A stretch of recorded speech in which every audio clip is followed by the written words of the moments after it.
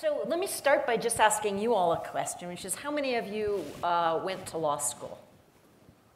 Okay, so it's about half and half, and this leads to the first point I want to make, which is our Constitution is, as Franklin Delano Roosevelt put it, a layman's document, not a lawyer's contract. And if I had to say what I think the primary problem we have today is, it's not the Constitution. It's people's understanding about the Constitution, or people's comfort with the Constitution, their understanding about how to make constitutional arguments. Now, that was not always so in America. That is, for much of our history, people argued about the Constitution. They didn't leave it just to lawyers. And I think if we sort of step back and ask, what did our framers expect our Constitution to be?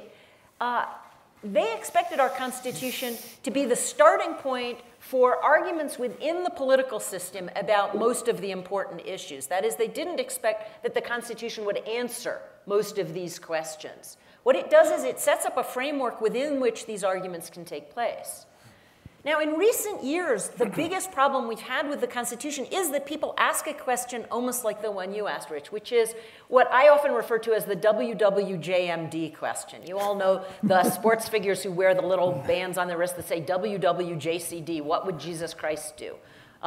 He would run the option, he would opt to punt, We don't know what Jesus Christ would have thought if you had asked him, should I pass or should I run? Because that's not a question that people in turn of the millennium Galilee thought about. Well, the same thing is true of the people who asked WWJMD, what would James Madison do? Because our framers could not have foreseen the country that we have become.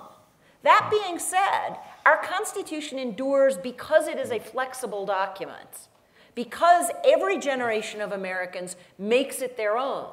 And so if I had to ask what is the biggest flaw in American politics or democracy today, I would think either of what Brutus said in Julius Caesar or what Jimmy Carter said. Brutus said the fault lies not in ourselves but in our stars. Jimmy Carter said that he would promise us a government as good and kind and compassionate and decent as the American people. Well, that's the first time I've that's ever what heard. the problem is.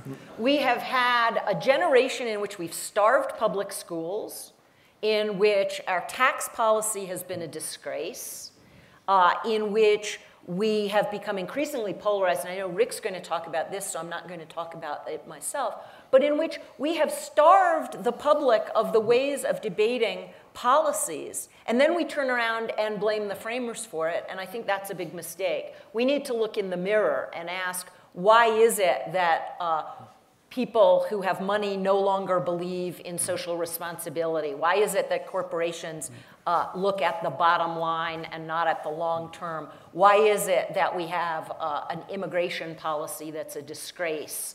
And when we look at those things, then we can start thinking about the Constitution. But the Constitution didn't create those problems, and the Constitution, quite frankly, is not going to save us from them.